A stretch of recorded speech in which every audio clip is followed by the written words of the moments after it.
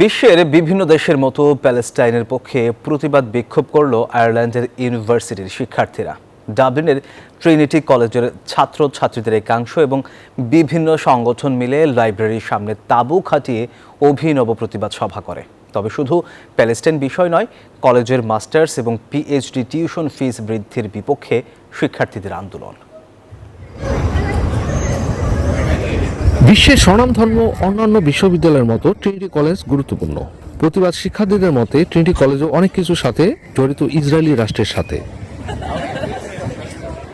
ডাবলিনের Trinity কলেজের ছাত্রছাত্রীদের একাংশ এবং বিভিন্ন সংগঠন মিলে লাইব্রেরির সামনে কয়েকটি তাঁবু খাটিয়ে অভিনব প্রতিবাদ সভা করে প্যালেস্টাইনিদের পক্ষে। এই শান্তিপূর্ণ প্রতিবাদ সভাটি সাইলেন্স প্রটেস্ট হিসেবে বলা হচ্ছে। আয়োজকরা বলছেন কলেজ কর্তৃপক্ষ এবং আইরিশ পুলিশদের কোনো প্রকারের বাধা ছিল না। প্রতিবাদ সভাটি হোয়াটসঅ্যাপ গ্রুপের মাধ্যমে শুরু হয়, যার মাধ্যমে আন্ডার গ্র্যাজুয়েট ছাত্রছাত্রীরা জড়ো হয়। এর সাথে যুক্ত হয় প্যালেস্টাইনি বেশ কয়েকটি ছাত্র সংগঠন।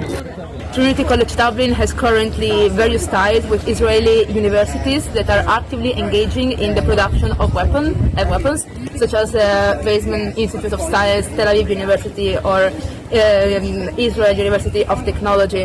And so we hope that the college cut ties with these institutions. Academic support as well, so we are expecting to have lectures by professors who are supportive of our cause. There's a lot of painting going on. We made a lot of banners, so everything is going quite steady. There was no Gardaí presence except for one.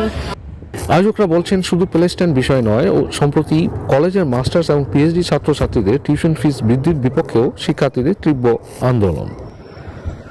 Samir Kumar ধর, news 24, Dublin, Ireland.